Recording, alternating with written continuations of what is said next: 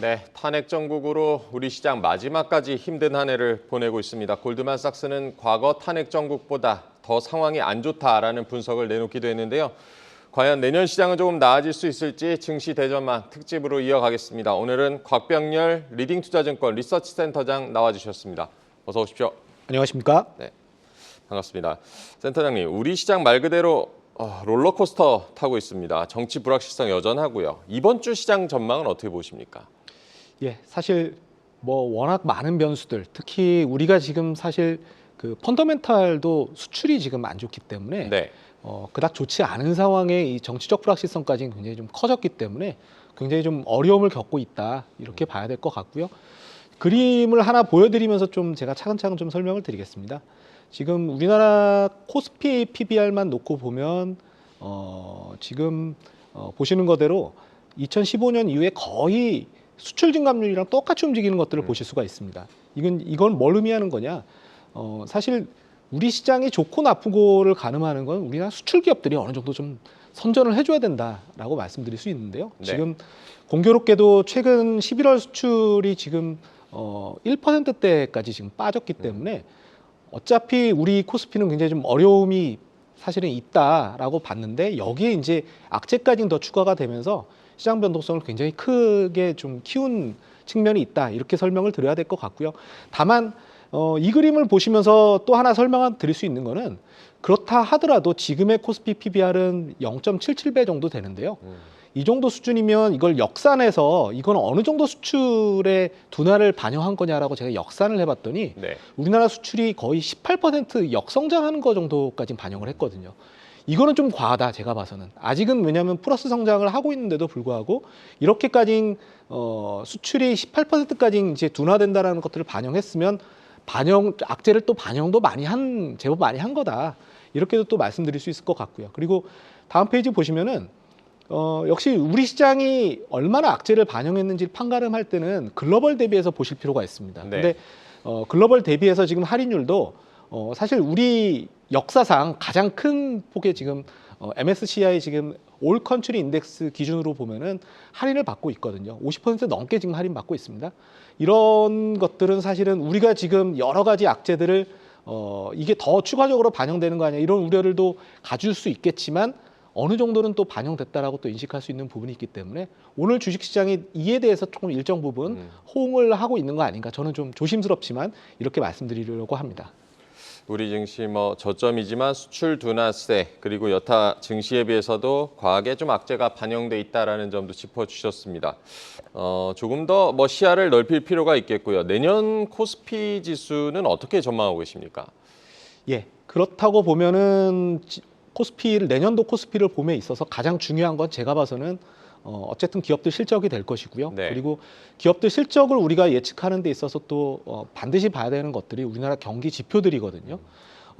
하지만 처음 모두에서 말씀드린 것대로 우리나라 수출이 지금 어떻게 보면 굉장히 좋았다가 최근 한 1년 동안 굉장히 좋았다가 지금 내리막길에 들어섰기 때문에 네. 사실은 만약에 우리나라 수출이 올해 정도 레벨을 유지한다라고 보는 건 굉장히 좀 어렵겠다 이렇게 말씀드려야 될 것 같고요. 그렇다고 보면은 제가 생각했을 때 지금 코스피가 만약에 올해 정도 수준 한 1% 그래도 플러스 정도 수출 증가율이 나온다고 치면은 지금 어차피 가장 나쁜 정도 수준의 수출 증가율을 반영했기 때문에 이 부분만 지금 되돌리더라도 제가 봐서는 10%에서 15% 정도 어떻게 보면 코스피 업사이드가 생긴다라고 봐주시면 될 것 같습니다. 그랬을 때 가장 상단이 한 2,750 정도라고 전 추정이 될 수 있기 때문에 그렇게 봤다라고 이해를 해주시면 될 것 같습니다. 그래서 이거는 그렇게 나이스한 건 아닙니다. 나이스한 건 아니고 이렇게 밖에 볼 수 없는 측면이 있다. 왜냐하면 지금 우리는 결국은 코스피가 올라갈지 떨어질지 보는 것들은 수출 기업들이 어느 정도 성장하는지를 봐야 되는데 내년도 사실은 그렇게 녹록하지만은 않다 이렇게 봐야 될 것 같고요.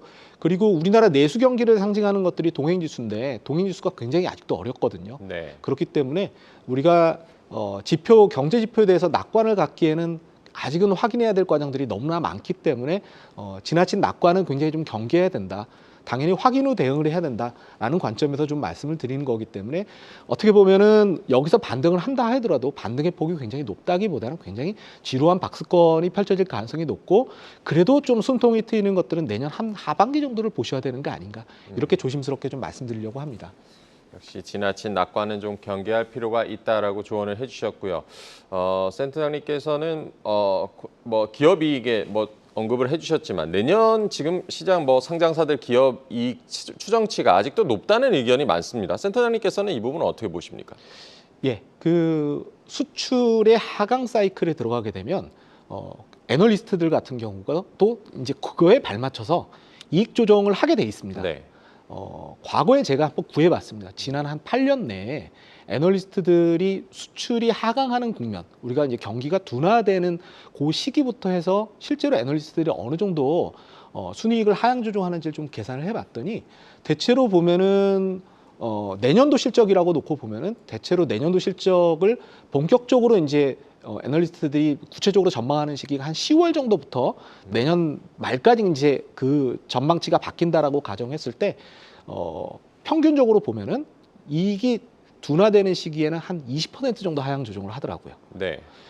그런데 제가 계산을 해봤더니 그러면 20% 내년 이익이 하향 조정됐을 때 지금 애널리스트들은 한 어느 정도 수준의 하향 조정이 됐는지를 좀 계산해봤더니 한 3분의 1 정도 수준이 지금 된 것 같습니다. 그렇다고 보면은 아직도 여전히 하향 조정할 수 있는 룸들은 굉장히 있기 때문에 지금 우리가 기대하는 이익이 어느 정도 뭐 견조할지에 대해서는 조금 우리가 경계를 하실 필요가 있다. 어차피 애널리스트들이 지금 추정하는 것들도 하향 조정될 가능성이 높기 때문에 그걸 액면 그대로 다 믿으시기보다는 그거보다는 좀 눈높이를 낮추는 게 좋다라고 좀 말씀을 드려야 될 것 같고요. 이 부분이 이제 가장 큰 문제입니다. 왜냐하면 만약에 올해 내년에 20% 하향 조정된다라고 보면은 내년도 사실상 이익 증가율이 원래는 내년도 한 이익 증가율이 한 20% 정도 돼야 되는데 이게 만약에 다 사라진다라고 보면 올해 내년도 이익 증가율이 굉장히 미미할 가능성이 있거든요. 그렇다고 보면은 사실은 우리가 내년도 이익 증가 때문에 시장이 굉장히 좋다라는 거에 대해서는 그렇지 않을 수도 그 애널리스트들이 지금 하는 것들보다는 눈높이 낮춰야 되기 때문에 조금은 경계해서 봐야 될 그런 필요가 있다는 것들 좀 명심을 하시면서 한번 애널리스트 보고서들도 그런 관점에서 한번 봐주시면 좋으실 것 같습니다. 네, 기업 이익 측면에서도 낙관을 좀 경계해야 된다라고 조언을 해주셨고요. 증권사들 뭐 아까 센터장님께서도 잠깐 언급은 해주셨지만 내년 전망이 상저하고 예측이 많은데 내년 하반기에는 그래도 경제가 좀 회복될 것이다라는 얘기일 텐데 센터장님께서도 이 부분에 동의하십니까? 아무래도 이런 부분이 있습니다. 지금 미국도 올해 대선이었지 않습니까? 네. 근데 이제 미국도 대선이었는데 기업들이 이제 미국은 대선이 있던 해에는 투자를 좀 미루거든요. 새로운 정부가 들어서면 이제 본격적으로 투자에 나서게 됩니다. 네. 근데 그렇다고 보면 트럼프 정부가 이제 출범하는 게 이제 1월 중반이고 1월 중반부터 해서 미국 기업들이 본격적으로 투자를 하는 것들도 사실은 내년 하반기라고 보시면 되거든요. 우리 같은 경우도 수출이 미국 기업들이 본격적으로 투자를 하는 시기에 우리 수출도 어떻게 보면 최악을 지나갈 가능성이 있기 때문에 제가 봐서는 내년 상반기보다는 하반기가 훨씬 더 유리하다라고 말씀드릴 수 있는 부분이 그 부분이 될 것 같습니다. 그렇다고 보면은 내년 상반기에는 조금은 변동성이 있고 내년 하반기에 들어서 그래도 수출이 최악은 지나가서 다시 한번 좀 안정화되는 시기를 겪을 수 있다. 이렇게 좀 기억을 해두시면 좀 쉽게 좀 이해가 되시지 않을까 생각이 됩니다. 네, 말씀하신 대로 수출 중심으로 성장하는 우리 경제 가장 큰 부담 아무래도 뭐 트럼프 2기 관세부가 우려가 아닐까 싶은데 관세 관련해서 좀 우려되는 섹터들 어디로 보고 계십니까? 예, 아무래도 이것도 제가 한번 그림을 한번 좀 보여드리겠습니다. 과거 트럼프 1기 때 네. 어떤 관세 정책을 좀 폈는지 보실 필요가 있습니다.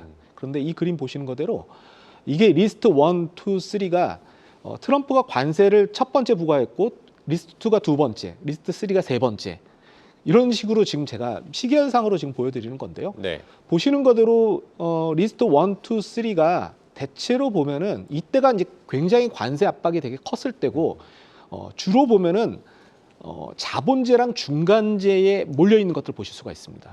이게 왜 그러냐면 최종 소비재에다 만약에 관세를 부과하게 되면 미국의 인플레이션 압력도 가할 수 있기 때문에 네. 기본적으로는 소비재에 관세를 부과하는 건 이후에 이제 미뤘습니다. 트럼프 정부 때도. 그래서 보시는 거대로 리스트 4랑 4A랑 4B 때 이제 비로소 이제 소비재에 관세를 부과했는데 이때도 사실은 이걸 되게 미뤘습니다.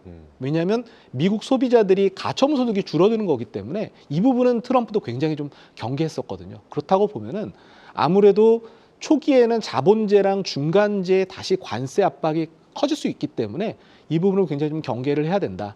이렇게 또 말씀드릴 수 있을 것 같고요. 다만 소비재는 조금 순위에서 밀려날 수 있기 때문에 우리가 얻을 수 있는 인사이트는 초반기에는 트럼프도 아마 미국의 인플레를 자극하지 않는 뭔가 방법을 통해서 아마 부담을 줄 개연성이 크다. 이렇게 일단은 좀 기억을 해두시면 좋으실 것 같습니다. 네. 트럼프 2기 행정부 먼저 자본재와 중간재의 관세를 먼저 부과할 수 있다라고 전망을 해주셨고요. 요즘 그 한국 증시 얘기할 때 그래도 뭐 가격 메리트가 있다라고도 얘기하는데 어제 이제 상장 종목의 3분의 1이 신저가를 기록했다는데요. 실제 이제 기업들의 주가 악재를 뭐 충분히 선반영했다고 보십니까? 예, 그 처음에 말씀드린 대로 지금 수출 증가율이 사실은 그래도 플러스인데. 네. 마이너스 뭐 15% 넘게 지금 우리 수출이 둔화될 거를 지금 우리 시장이 미리 반영했다라고 보면은 우리 수출이 만약에 나빠진다 해도 가장 나빠졌을 때 수준까지도 지금 반영한 거거든요. 그렇다고 보면은 우리가 최악을 일정 부분 반영한 거다라고 저는 그렇게 뭐 말씀드리려고 하고요. 다만 중요한 부분은 경기가 둔화되는 수출이 둔화되는 시기에는 분명히 이익은 또 감익이 있을 수 있기 때문에 당연히 이런 전망들조차도 굉장히 좀 확인하려고 드는 확인 심리가 굉장히 커지는 시기다 이렇게 봐야 될 것 같습니다. 그래서 가장 중요한 건 제가 봐서는 감익이 일어나더라도 애널리스트들이 이익을 하향 조정되더라도 하향 조정이 좀 덜할 걸 찾는 과정이 굉장히 좀 중요하다라고 좀 길게 봐서는 그렇다고 생각이 되고요. 그래서 그런 업종을 좀 관심을 가지시라라고 저는 좀 제언을 좀 드리고 싶고요.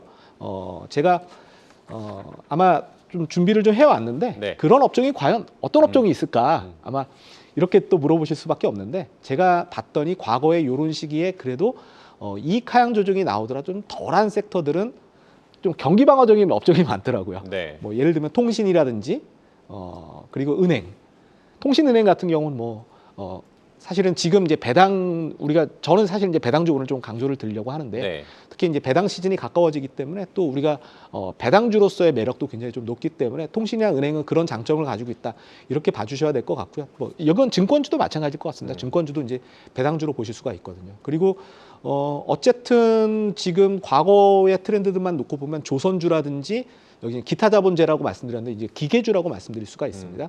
그리고 지금 이제 조금 주목이 최근들도 받고 있는 이 소프트웨어. 지금 뭐 네이버, 카카오가 여기 속해 있는 섹터가 될 텐데요. 네. 이런 업종들 그리고 자동차랑 부품들 같은 경우도 감익이 돼도 좀 덜한 특징들을 가지고 있거든요. 그래서 이런 쪽으로 일단은 제가 봐서는 너무 뭐 이 포트폴리오를 확장시키는 것보다는 안정감이 좀 큰 쪽으로 일단은 가 계시는 게 훨씬 더 유리하지 않을까 이렇게 좀 저는 조심스럽지만 제언을 드리고 있습니다.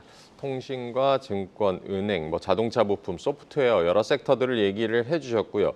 이런 섹터들이 내년에도 이제 주도 섹터가 된다고 보시는 겁니까? 예, 아무래도 내년 그 애널리스트들의 하향 조정이 있고 수출이 둔화되는 시기이기 때문에 제가 봐서는 그래도 안정감이 큰 섹터들 그리고 배당이라고 하는 안전 마진이 있는 섹터들로 가시는 게 저는 조금 마음이 편하시다. 왜냐하면 어차피 수출이 둔화되는 시기에는 수출주들 같은 경우는 그래도 변동성이 있거든요. 네. 그 변동성을 좀 이겨내셔야 되기 때문에 그래도 수출주들 중에서도 조금은 이익의 안정성이 큰 쪽으로 가시자라는 관점에서 제가 수출주들 중에서도 자동차랑 자동차 부품을 좀 말씀드렸다. 이렇게 이해를 해주시면 좋을 것 같습니다. 네, 수출주들 중에서도 이익이 좀 안정적인 곳으로 투자를 눈을 돌려보자라고 조언을 해주셨습니다. 미국 경제는 이제 한때 뭐 침체 우려가 나오기도 했었는데 지금 뭐 견조하게 잘 나가고 있습니다. 우리 뭐 주요 수출 시장이기도 하고 미국 경제에 대해서는 어떻게 보고 계십니까? 예, 요거 제가 준비한 그림을 좀 보시면서 요것도 설명을 드리겠습니다. 미국 경제를 보심에 있어서 저는 굉장히 중요한 게 단기적으로 저는 굉장히 중요하다고 보는 게요. 이 허니문이라는 거를 꼭 기억을 해두시기 바랍니다. 네. 이 허니문이라는 게 뭐냐면요. 미국은 새로운 대통령이 취임하게 되면 한 100일 정도는 굉장히 좋습니다. 당연히 이제 그럴 수밖에 없는 게요. 굉장히 이때는 뭔가 청사신, 굉장히 아주 좋은 이야기들만 많이 하거든요. 그리고 그래도 미국의 새로운 대통령이 나왔기 때문에 언론이랑도 굉장히 사이좋은 어떤 그런 구간을 지나가거든요. 이때 보시는 거대로 허니문 기간 동안 경제 전문가들, 이코노미스트들이 계속 경제를 상향 조정하는 경제 전망치를 상향 조정하고요. 그리고 이때 또 지지율이 올라갑니다. 지지율이 올라가면서 기본적으로는 실제 경제 지표가 예상치보다도 더 잘 나오는 흐름이 요때 많이 나온다. 이렇게 보셔야 될 것 같고요. 근데 요게 아주 오래 가진 않습니다. 네. 한 100일 정도 지속되다가 어쨌든 모든 전망이라고 하는 것들은 실제 운용하는 어떤 그 현실에 맞닥뜨리게 되면 이게 갭이 또 다시 발생하는데 그게 대체로 보면 한 100일 정도 지속이 되고요. 100일 정도가 지속된 이후부터는 보시는 것대로 굉장히 좀 재밌게도 전망이 상향 조정하는 것들이 멈추는 것들을 보실 수가 있습니다. 그리고 실제 전망치가 예상치보다 잘 나오는 것들도 멈추고 그 다음부터는 기대치가 이제 너무 높았던 거죠. 네. 그 기대치를 만족 못하는 흐름들이 나타나고 주로 보면은 미국 주식시장 같은 경우도 그때까지 좋은데 그 다음부터는 조금은 조정을 겪는 그런 흐름들이 나타나거든요. 내년이 과거 트럼프 1기에 제가 봐서는 허니문 기간과 굉장히 전 유사할 개연성을 가지고 있다라고 생각을 하고요. 그렇다고 보면은 허니문 기간 동안은 제가 봐서는 미증시가 굉장히 강하겠지만 그때 이후엔 좀 쉬어갈 수도 있다라는 것들도 머릿속에 꼭 기억을 가지시면은 대체로 보면 미국도 상반기 중에 무조건 좋게 볼 건 아니고 그 이후의 변동성도 조금은 감안을 해야 되겠다. 이런 생각을 하실 수 있으실 것 같습니다. 네, 미국의 새 정부 출범에 대한 기대감, 이 허니문을 꼭 기억하자라고 조언을 해주셨습니다. 올해 뉴욕 증시 랠리 이끈 건 빅테크들이었고 하반기 들어서 뭐 AI 거품 우려도 제기됐지만 아직 건재하고요. 센터장님께서 뭐 책도 쓰셨던데 AI 산업에 대해서는 어떻게 전망하고 계십니까? 예, 제가 뭐 최근에 그 AI로 팔아라는 AI 관련 책을 썼으니까 당연히 제가 AI에 대해서는 어떻게 보면 누구보다도 좀 공부를 많이 한 사람이기 때문에 제가 사실 가장 강조하고자 하는 말씀이 사실 이 그림에 다 좀 전 녹아 있다고 생각이 됩니다. 이 그림을 한번 봐주십시오. 네. 이게 어떤 그림이냐면요. 미국의 AI 사이클을 이해함에 있어서 가장 중요한 사이클이 제가 봐선 투자 사이클입니다. AI 투자 사이클, 그러니까 IT의 투자 사이클을 이해해야 함에 있어서 신기술, 기술 혁신이 일어났을 때 주로 보면 투자 사이클이 발동이 되는데 이게 한 어느 정도 주기를 갖고 있는지를 좀 보실 필요가 있거든요. 네. 재밌게도 윈도우 9가 나타났을 때 인터넷 사이클이 이제 시작이 됐지 않습니까? 근데 이 사이클이 보시는 그대로 투자가 굉장히 확대되는 시기가 거의 12년 정도 주기를 가지고 있었습니다. 12년 동안 그래도 투자가 계속 늘어나는 사이클을 가지고 있었거든요. 그리고 이제 아이폰이 나온 게 이제 2007년이죠. 2007년에 아이폰이 나온 이후에 모바일 인터넷 이제 혁명이 있던 시기인데 이것도 거의 보시는 것대로 굉장히 오랫동안 투자 사이클이 늘어나는 것들을 보실 수가 있었습니다. 이거는 뭘 의미하는 거냐? 이런 기술 혁신이 있게 되면 거의 투자 사이클이 한 10년 넘게 지속되는 사이클에 크게 봤을 때는 진입한다라는 것들을 보여주는 거라고 생각되고요. 이걸 이제 조금 경제학적으로 뭐라고 부르냐면 이걸 주글라 파동이라고 부릅니다.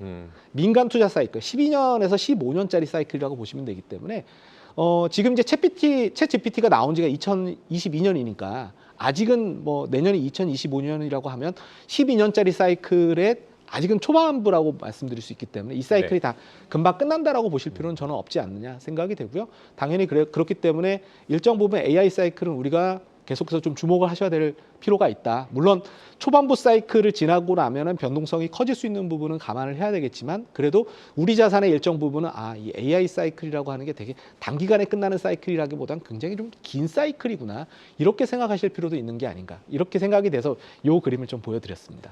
네, 과거 인터넷과 뭐 스마트폰과 같은 이런 기술 혁신을 볼 때 AI의 투자 사이클이 아직 남아있다라고 받아들이면 되겠습니다. 우리 시장 뭐 가뜩이나 어려운데 정치적 불확실성도 지금 상당하고 내년 시장을 대비해서는 지금 어떤 조언을 해주시겠습니까? 예, 뭐 저는 가장 중요한 게 한국 주식 시장이 잘 되려면 여러 가지를 보실 필요가 없습니다. 우리나라는 사실은 수출 기업이 기본적으로 코스피의 중핵입니다. 네. 코스피의 거의 80%를 좌우한다라고 보시면 되기 때문에 우리는 수출이 잘 돼야지만 코스피가 올라간다. 라고 하는 대명제를 반드시 기억을 꼭 해주시면 좋을 것 같습니다. 그래서 뭐 여러 가지 뭐 변수들, 정치적 변수 뭐 이런 것들이 과거에도 있었지만 아주 공교롭게도 과거에 뭐 탄핵이 됐던 시점에 뭐 별다르게 주식시장 큰 영향 안 받았다고 이야기 드리는 게 그 당시 때 수출이 괜찮았기 때문에 그랬거든요. 네. 그래서 만약에 이번 사이클도 제가 봐서는 수출이 어느 정도 유지가 되는지가 저는 너무나도 중요하다라고 생각이 되기 때문에 우리나라 수출 증가율이 어떻게 나오는지 매우 월마다 사실은 관세청이나 이런 곳에서 잠정치도 나오고 그러거든요. 이 수치가 어떻게 나오는지를 꼭 좀 유념해서 봐주십사라는 말씀드리고요. 거기에 우리 답이 있고 만약에 이 플러스가 일정 부분 유지가 된다라고 보면 아직은 우리 시장에 희망이 있구나 이렇게 보실 필요가 있고 지금 나빠지는 것들을 일정 부분 반영했는데 그 반영되는 것보다도 괜찮다라고 보면 그래도 아직은 일정 부분 우리가 저평가됐다고 생각할 수 있는 부분이 있다 이렇게 꼭 기억을 해두시면 좋으실 것 같습니다. 네, 결국에는 수출이 잘 돼야 코스피가 올라간다. 이렇게 간단 명료하게 요약을 해주셨고요. 수출 지표들을 잘 챙겨보는 게 중요하겠습니다. 오늘 곽병렬 리딩투자증권 리서치센터장과 얘기 나눠봤습니다. 고맙습니다. 감사합니다.